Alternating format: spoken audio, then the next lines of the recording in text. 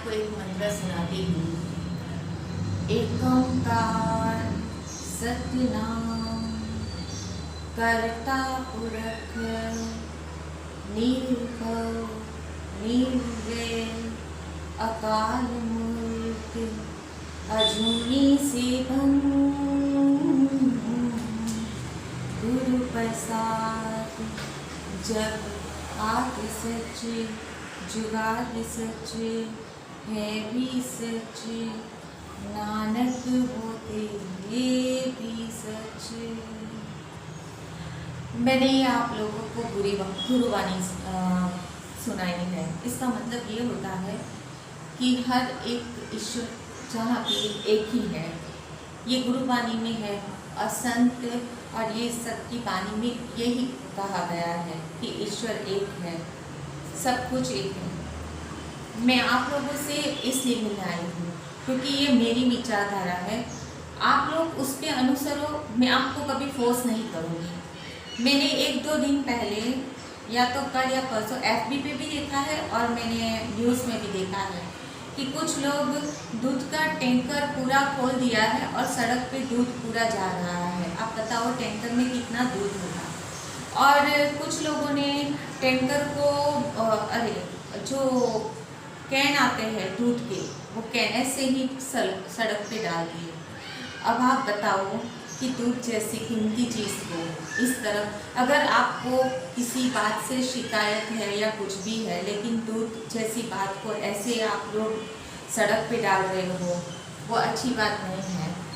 एक इंसानियत के तौर पे अगर आप लोगों को ऐसा ही करना था तो बहुत ही गरीब बच्चे हैं जिसको दूध की ज़रूरत है, शायद उनकी मदद कर लेते हैं। चलो ये उनकी मेंटालिटी है। मैं मेन टॉपिक पे आना चाहती हूँ।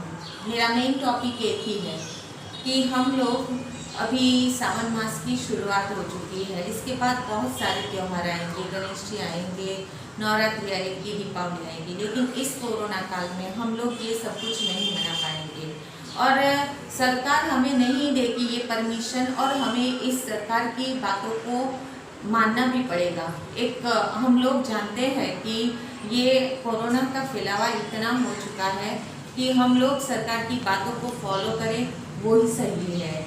और हम लोग ये त्यौहार घर में भी मना सकते हैं। और अगर जहाँ तक बात रही भगवान की, तो भगवान मेरे अंदर है, आपके अंदर है, मेरे आसपास है, हर एक जगह पे भगवान है।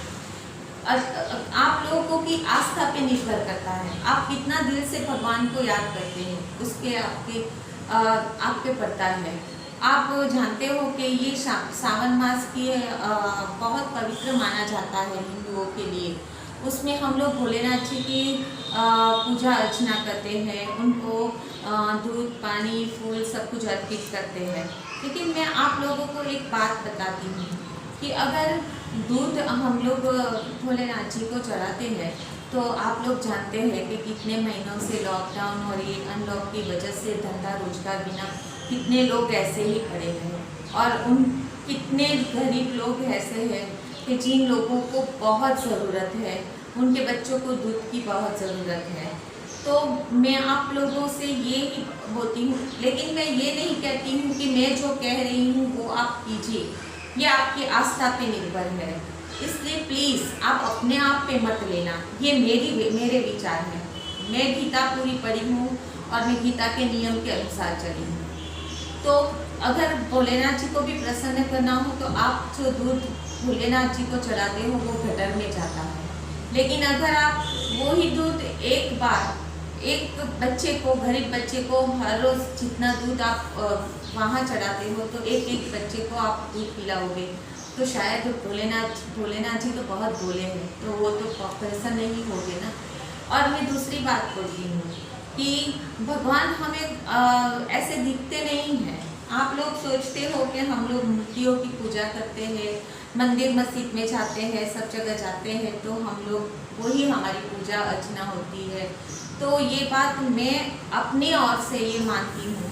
मैं करीबन 6-7 साल से कभी दिया बत्ती मैंने नहीं की, मैं दिया बत्ती नहीं किया है। हाँ ठीक है कि आप लोगों को मैं कभी वीडियो में शो अप करने के लिए मैंने दिया जला दिया हो तो पता नहीं, लेकिन मैंने भगवान के मंदिर, मेरे घर में भी मंदिर पड़ा है, लेकिन मैंने दिया नहीं की है, इसका बहुत बड़ा रीज़न एक ही है कि मैंने ज़िंदगी की एक सच्चाई को मान लिया कि किस्मत से ज़्यादा और किस्मत से कम किसी को नहीं मिलता।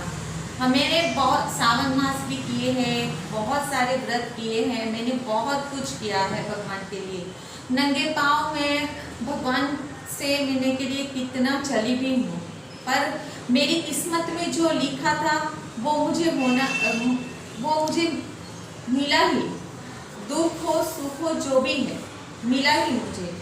फिर मैंने एक ही बात सोची कि अपने कर्म पर और बस अपने आप पे भरोसा रखो। और भगवान की बात है तो भगवान ऐसा नहीं है कि बस दुख ही देते हैं, सुख भी कभी देते हैं, लेकिन वो अपने मन से आप विश्वास रखो। मैं अपने दिल में भगवान को रखती हूँ।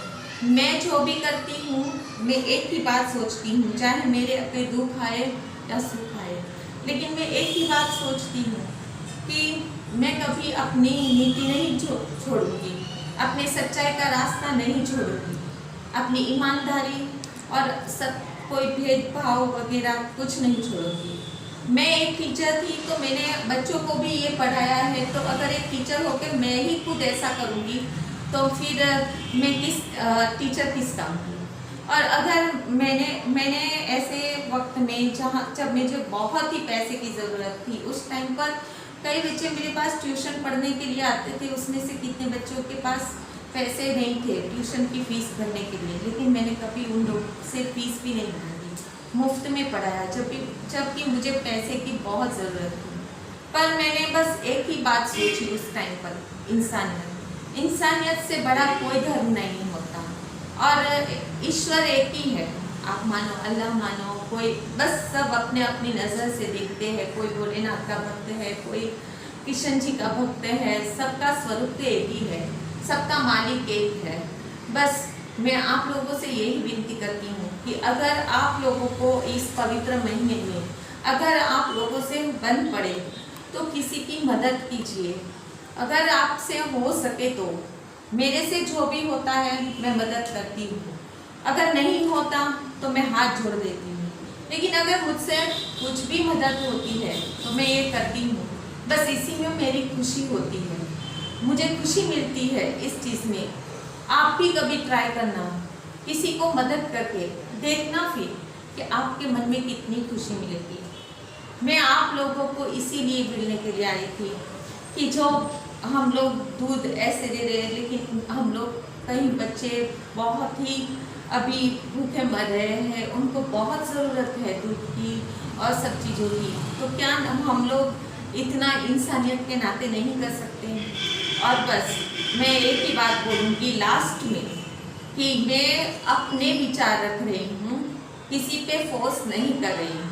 इसलिए प्लीज़ कमेंट बॉक्स में मुझे आप ऐसा क्यों बोली, ये क्यों बोली, ये सब कुछ मत लिखना। अगर आप एग्री हो तो आप करो, आप लोगों को अगर जिसमें आस्था मिले वो करो। मैंने अपने विचार आपके सामने रजू किए, लेकिन मैं ये विचार अपने आप पर नहीं थोपती हूँ, ठीक है?